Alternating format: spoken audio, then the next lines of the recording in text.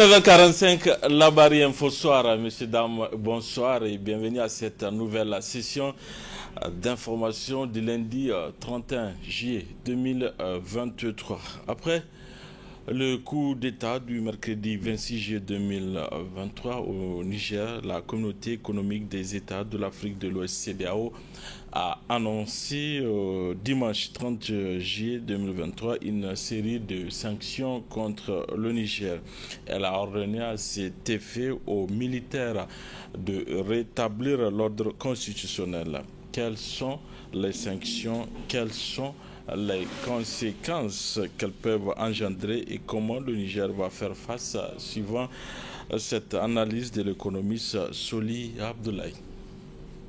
Le sommet extraordinaire des chefs d'État de la CEDEAO et de l'UEMOA a pris 4 à 5 types de sanctions contre le Niger. Donc il y a des sanctions économiques, il y a des sanctions commerciales, il y a des sanctions financières et cette fois-ci il y a même des sanctions énergétiques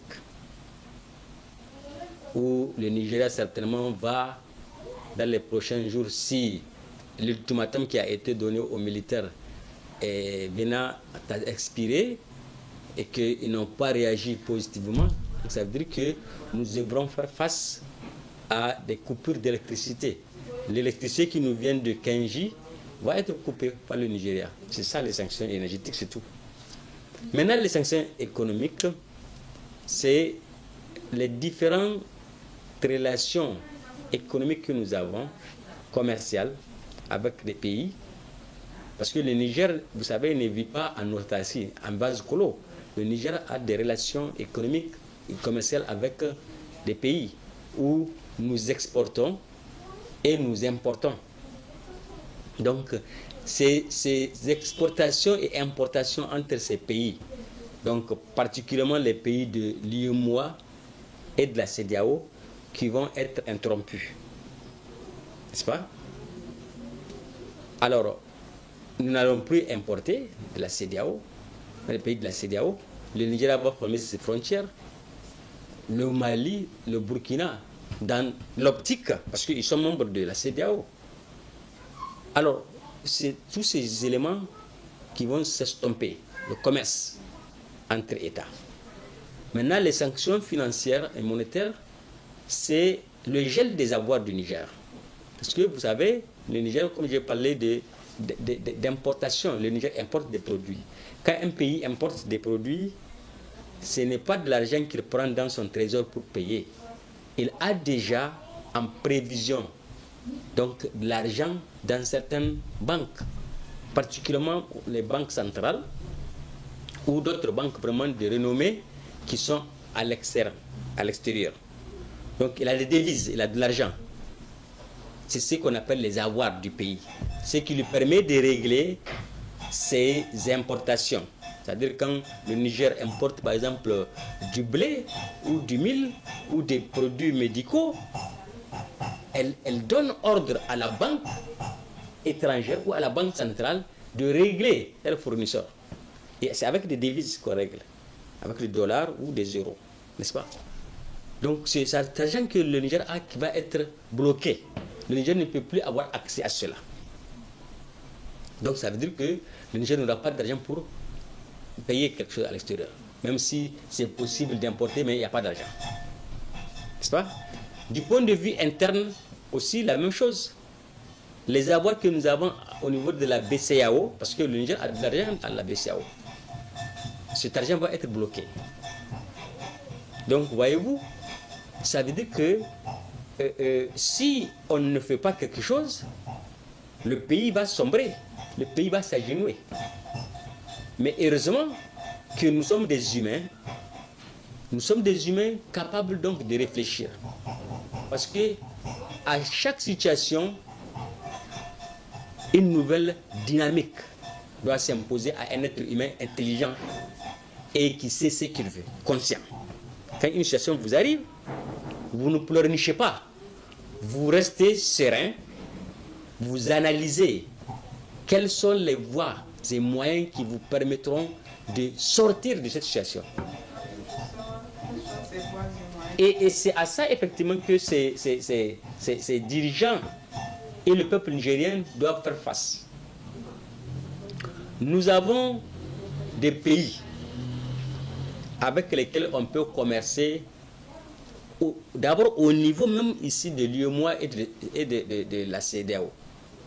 Parce que vous savez, le Mali, le Burkina ne peuvent pas nous fermer leurs frontières. Parce que nous vivons la même situation qu'eux. N'est-ce pas? C'est des militaires qui sont là-bas au pouvoir. C'est des frères militaires, leurs frères d'armes qui sont ici au Niger. Toujours dans le cadre de ces sanctions, nous avons recueilli la réaction de quelques citoyens. On les écoute. Nous, la question que nous nous posons, c'est de savoir, dans un premier temps, quelle était l'utilité même de la CEDEAO. Qu'est-ce que CEDEAO avait fait lorsque les terroristes étaient en train de tuer nos frères? Les terroristes étaient en train de tuer, de déguerpir nos frères sur leur terre, dans leur village. C'est ce que nous nous demandons. Qu'est-ce que CEDEAO avait fait? Mais aujourd'hui, que nous avons trouvé des gens qui peuvent nous sauver, malheureusement, c'est le CEDEAO qui revient et ils nous disent de mettre des sanctions pour les freiner, pour que le pays puisse être dans une direction où on ne sait même pas ce qu'il voudrait. Moi, je pense que nous sommes des citoyens et on devrait vraiment se réunir autour vraiment de la gente pour qu'ils puissent vraiment faire bien leur exercice et qu'ils puissent libérer le pays et que nous retrouvons vraiment la paix et que le pays puisse vraiment être mis sur les rails du développement. Selon moi, l'initiative qu'ils ont prise, c'est une initiative de non-événement chez nous, parce que nous, ça nous dit absolument rien chez nous, parce que le Niger est en crise pendant plus de 11 ans. Là, les groupes armés nous décarcassent, ils nous font déplacer les citoyens, il fait tuer les gens, mais la CEDEAO n'a jamais déployé des militaires pour venir nous soutenir. Et à cet effet-là aussi, aujourd'hui, on ne peut pas dire que la CEDEAO a l'audace de dire qu'il va venir faire une autre putsch chez nous. Ce n'est pas possible, on ne l'accepte pas chez nous, parce que le Niger appartient aux Nigériens. Tout le monde a su ce qui s'est passé hier au Niger. Même les sourds et les muets ont eu bien vu ce qui s'est passé au Niger. Donc on ne l'accepte pas, la CEDEAO, on ne veut pas de la CEDEAO. Et ce qu'ils font là, c'est comme un non-événement, ce qu'ils ont fait. Dans son communiqué numéro 12, le Conseil national pour la sauvegarde de la patrie, CNSP, rappelle au public les dispositions de la loi sur la cybercriminalité. La police judiciaire est instruite pour veiller au respect de ces dispositions dans le contexte actuel au Niger. La substance du communiqué avec le colonel-major Amadou Abdraman. Communiqué numéro 12. Il est porté à l'attention du public que conformément aux tests en vigueur au Niger, notamment la loi numéro 2019-33 du 3 juillet 2019 portant répression de la cybercriminalité au Niger, la loi numéro 2022-59 du 16 décembre 2022 relative à la protection des données à caractère personnel, ainsi que les dispositions pertinentes du Code pénal nigérien. L'usage des moyens numériques, analogiques et électroniques pour divulguer des informations portant atteinte à la vie privée, l'intégrité morale et psychologique des personnes, à la sûreté de l'État et la sécurité nationale est proscrit et passible de peines pécuniaires et d'emprisonnement. À ce titre, tout contrevenant sera appréhendé par les services compétents des forces de défense et de sécurité et mis à la disposition de la justice. En cette période que vous connaissez, nous invitons tous les citoyens à se conformer aux tests en vigueur et de s'abstenir de l'utilisation des différents réseaux sociaux, WhatsApp, Twitter, Telegram, Viber, TikTok, Facebook, pour véhiculer des informations et messages haineux, politiques et susceptibles de troubler l'ordre public. Les services de la police judiciaire sont instruits pour veiller au respect strict des dispositions en vigueur en la matière. fait à Niamey le 30 juillet 2023, signé le président du Conseil national pour la sauvegarde de la patrie. Le communiqué numéro 14 est lui relatif à une éventuelle frappe sur le palais présidentiel. Communiqué numéro 14. Dans sa ligne de conduite allant dans le sens de la recherche des voies et moyens pour intervenir militairement au Niger, la France, avec la complicité de certains Nigériens, a tenu une réunion à l'état-major de la garde nationale du Niger pour obtenir des autorisations politiques et militaires nécessaires.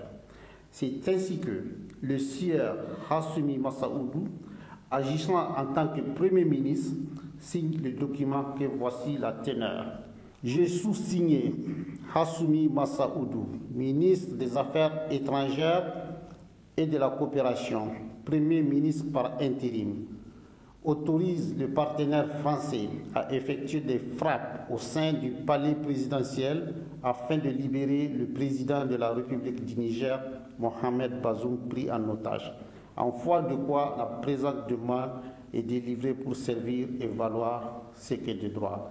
Signé Premier ministre par intérim. Et aussi le colonel-major Guiré, commandant de la garde nationale du Niger, signe au nom du chef d'état-major des armées le document que voici la teneur.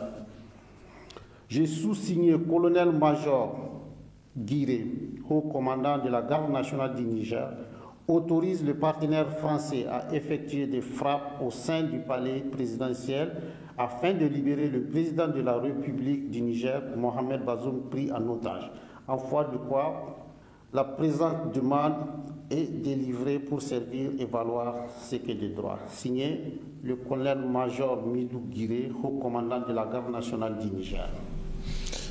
Après avoir analysé la situation sociopolitique du pays, les étudiants de l'université Abdoumoun de Niamey ont rendu publique une déclaration. Celle-ci vise à manifester un soutien au Conseil national pour la sauvegarde de la patrie. Hamza Sakou et Ibrahim Abdou pour plus de détails. Se disant fidèles aux aspirations du peuple nigérien et à la défense de la patrie, les étudiants à l'université Abdoumoun de Niamey, à travers leur structure UNUN, apportent leur soutien au Conseil national pour la sauvegarde de la patrie, et cela à travers cette déclaration. Toujours dans sa mission d'avant-gardiste de la démocratie, appelle l'ensemble des acteurs et concitoyens à un sursaut patriotique afin de sauver le Niger dans le seul et unique intérêt du peuple et de la République. Pour l'intérêt du Niger et de son peuple, pour la sauvegarde de la patrie, le comité exécutif de l'ONU demande aux concitoyens de faire de cette ère nouvelle une issue de combat afin de lutter contre la corruption, le népotisme, l'injustice, le détournement et bâtir un Niger nouveau basé sur la protection des intérêts du peuple. Rappelant aux militaires au pouvoir leur devoir vis-à-vis du peuple nigérien et de l'histoire. Pour une meilleure gestion de la chose publique, le comité exécutif rappelle sa ferme volonté de combattre les forces impérialistes et exige sans condition les départs des forces d'occupation. Et en demandant au CNSP de collaborer avec le Mali, le Burkina Faso et toutes les bonnes volontés afin de diversifier les partenaires du Niger. Nous mettons en garde les puissances impérialistes, les puissances étrangères, aux élans paternalistes et néocolonialistes, de ne pas s'ingérer et s'immiscer dans les affaires internes du Niger, sous peine de croiser la colère du peuple et de la jeunesse, au nom de la souveraineté de notre pays.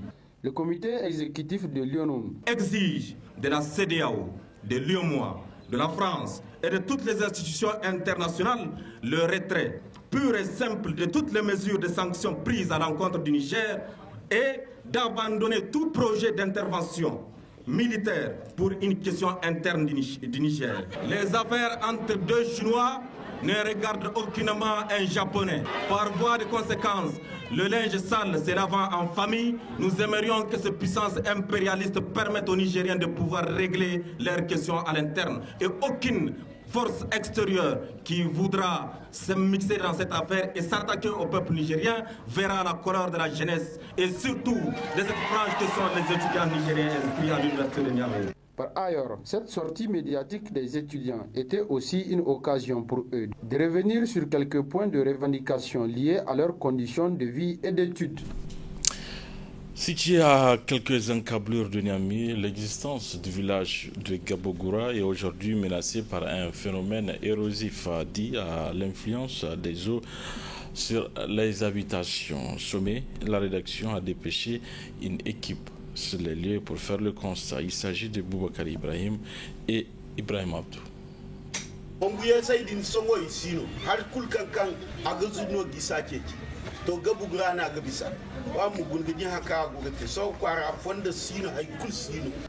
C'est face à ces phénomènes tout à fait surréalistes et naturels qui sont confrontés les habitants du village de Gabogoura. Situé dans le premier arrondissement de Niamey, les habitants de ce village vivent quotidiennement au rythme d'une situation érosive qui menace leur survie. De quoi s'agit-il exactement?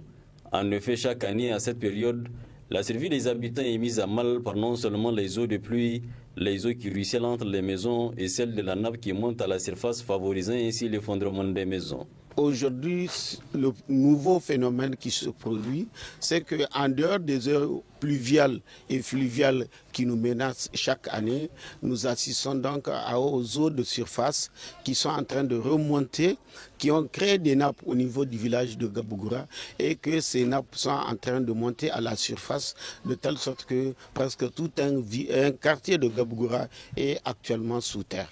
Il y a énormément de maisons qui sont tombées. Les images peuvent démontrer ce qui est en train de se passer. Et chaque jour que Dieu fait, nous enregistrons des familles qui sont en deuil. Et parce qu'en deuil, celui qui perd en tout cas tout ce qu'il a pu produire. Et donc, il est vraiment, vous n'êtes pas sans savoir que la situation dans laquelle nous sommes, en tout cas déjà, prouve que les gens sont dans la précarité, plus ce phénomène-là, donc le problème ne fait que s'accentuer. Et c'est vraiment déplorable. Aujourd'hui, je peux dire qu'il y a au moins plus de 80 personnes, en tout cas qui sont dans les écoles, qui sont dans des situations où nous-mêmes nous ne disposons pas de logement pour pouvoir les mettre à l'abri. Partout où nous y sommes allés avec le chef du village, le constat qui se dégage est regrettable. La plupart des maisons sont déjà vidées par les locataires. Le chef du village lance un cri de cœur à l'endroit des autorités et des bonnes volontés pour une solution urgente. L'appel que je fais, c'est à l'endroit, en tout cas, de nos autorités administratives et à l'endroit des ONG, à l'endroit des partenaires, tous ceux qui peuvent concourir vraiment à l'épanouissement de la vie de cette population-là. Nous sommes dans un besoin et nous avons vraiment besoin de l'aide. Selon toujours le chef du village, la situation à ces problèmes réside en effet dans la canalisation des eaux de ruissellement à l'effet d'éviter leur mélange avec celle de la nappe. Femmes, enfants et vieillards sont concernés. Rien donc ne saurait justifier une quelconque indifférence. Voilà, messieurs et dames, c'est la fin de cette édition. Merci à vous de l'avoir suivi. Au revoir.